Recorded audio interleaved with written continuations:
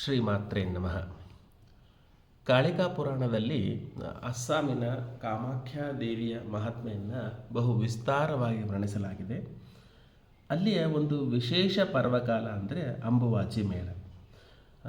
ಪ್ರತಿ ವರ್ಷ ಸಾಮಾನ್ಯವಾಗಿ ಮಳೆಗಾಲಕ್ಕೆ ಮುಂಚೆ ಅಂದರೆ ಸಾಮಾನ್ಯವಾಗಿ ಜೂನ್ 22ರಿಂದ 26ರವರೆಗೆ ವಿಶೇಷವಾಗಿ ದೇವಿಯ ಋತುಪರ್ವ ಉತ್ಸವವನ್ನು ಅಲ್ಲಿ ಮಾಡ್ತಾರೆ. ಅದನ್ನು ಅಂಬುವಾಚಿ ಮೇಳ ಅಂತ ಕರೀತಾರೆ.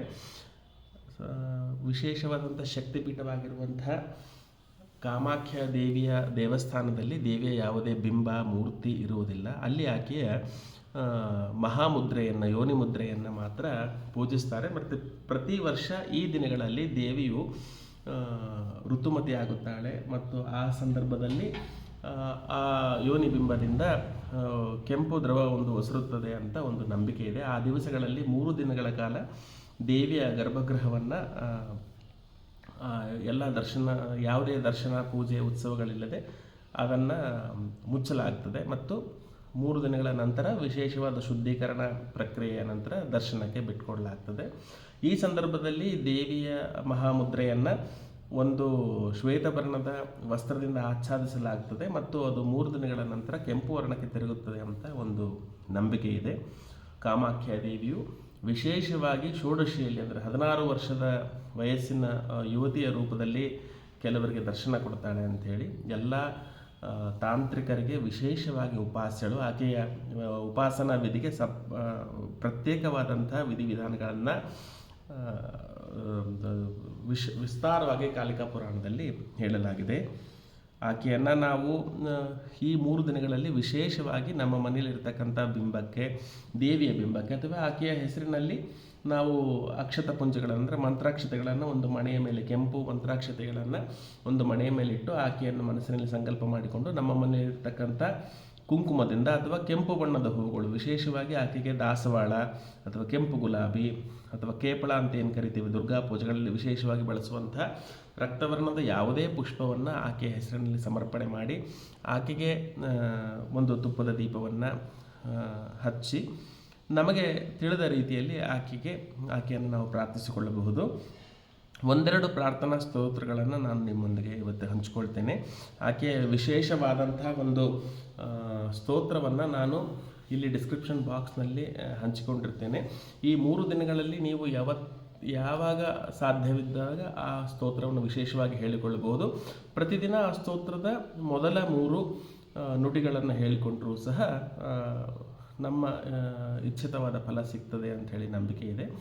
ಆಕೆಯ ಒಂದು ಧ್ಯಾನ ಶ್ಲೋಕ ಅಥವಾ ಪ್ರಾರ್ಥನಾ ಶ್ಲೋಕ ಅಂತಂದ್ರೆ ಕಾಮಾಖ್ಯೆ ವರದೆ ದೇವಿ ನೀಲಪರ್ವತವಾಸಿನಿ ತ್ವಂ ದೇವಿ ಜಗತಾಂ ಮಾತಾ ಯೋನಿ ಮುದ್ರೇ ನಮೋಸ್ತುತೆ. ದೇವಿಯು ಯೋನಿ ಮುದ್ರೆಯಲ್ಲಿ ಇಲ್ಲಿ ಆರೂಢಳಾಗಿರುವುದರಿಂದ ಆಕೆಯನ್ನು ಈ ಸ್ತೋತ್ರದಿಂದ ನಾವು ಪ್ರಸನ್ನೀಕರಿಸಿಕೊಳ್ಳಬಹುದು. ಅಥವಾ ನಾನು ಮುಂದೆ ಹೇಳುವಂಥ ಸ್ತೋತ್ರದ ಮೊದಲ 3 ನುಡಿಗಳನ್ನು ಸಹ ನಾವು ಈ 3 ದಿನಗಳು ಹೇಳಿಕೊಳ್ಳಬಹುದು ಮತ್ತು ಒಂದು ದಿನ ಅನುಕೂಲ ಇದ್ದಾಗ ಪೂರ್ತಿ ಸ್ತೋತ್ರವನ್ನು ಹೇಳಿಕೊಳ್ಳಬಹುದು. ಈಗ 3 ನುಡಿಗಳನ್ನು ಮಾತ್ರ ನಾನು ನಿಮ್ಮೊಂದಿಗೆ ಹೇಳಿಕೊಳ್ತೇನೆ. ಜಯ ಕಾಮೇಶಿ ಚಾಮುಂಡೇ ಜಯ ಭೂತಾಪಹಾರಿಣಿ ಜಯ ಸರ್ವಗತೆ ದೇವಿ ಕಾಮೇಶ್ವರಿ ನಮೋಸ್ತುತೆ. ವಿಶ್ವಮೂರ್ತೆ ಶುಭೆ ಶುದ್ಧೆ ವಿರೂಪಾಕ್ಷಿ ತ್ರಿಲೋಚನೆ ಭೀಮರೂಪೇ ಶಿವೆ ವಿದ್ಯೆ ಕಾಮೇಶ್ವರಿ ನಮೋಸ್ತುತೆ. ಮಾಲಾ ಜಯೇ ಜಯೇ ಜಂಭೆ ಭೂತಾಕ್ಷಿ ಕ್ಷುಭಿತೆ ಕ್ಷಯೇ ಮಹಾಮಾಯೆ ಮಹೇಶಾನಿ ಕಾಮೇಶ್ವರಿ ನಮೋಸ್ತುತೆ.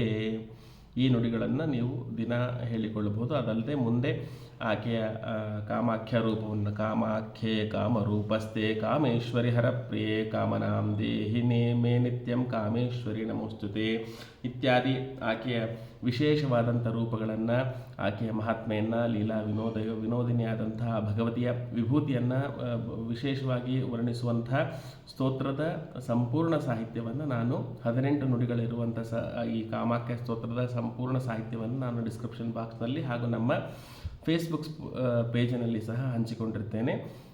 ಈ ದಿವಸಗಳಲ್ಲಿ ಆಕೆಯನ್ನು ಪ್ರಸನ್ನೀಕರಿಸಿಕೊಳ್ಳಲು ಆ ಸ್ತೋತ್ರವನ್ನು ಪಾರಾಯಣ ಮಾಡಿ ಆಕೆಯ ಹೆಸರಿನಲ್ಲಿ ಮನೆಯಲ್ಲಿರುವಂಥ ದೇವಿಯ ಬಿಂಬಕ್ಕೆ ಅಥವಾ ಅಕ್ಷತ ಪುಂಜಗಳಿಗೆ ಕೆಂಪು ಹೂವುಗಳನ್ನು ಕುಂಕುಮವನ್ನು ಅರ್ಪಿಸಿ ತುಪ್ಪದ ದೀಪವನ್ನು ನಿವೇದಿಸಿ ಆಕೆಯಲ್ಲಿ ಅನನ್ಯ ಭಕ್ತಿಯಿಂದ ಪ್ರಾರ್ಥನೆ ಮಾಡಿಕೊಂಡು ನಮ್ಮ ಮನೋಕಾಮನೆಗಳನ್ನು ಸಿದ್ಧಿ ಮಾಡಿಕೊಳ್ಳುವುದಕ್ಕೆ ಪ್ರಯತ್ನಿಸೋಣ ಅಂತ ಹೇಳ್ತಾ ವಿರಮಿಸ್ತೇನೆ. ಶ್ರೀಮಾತ್ರೇ ನಮಃ.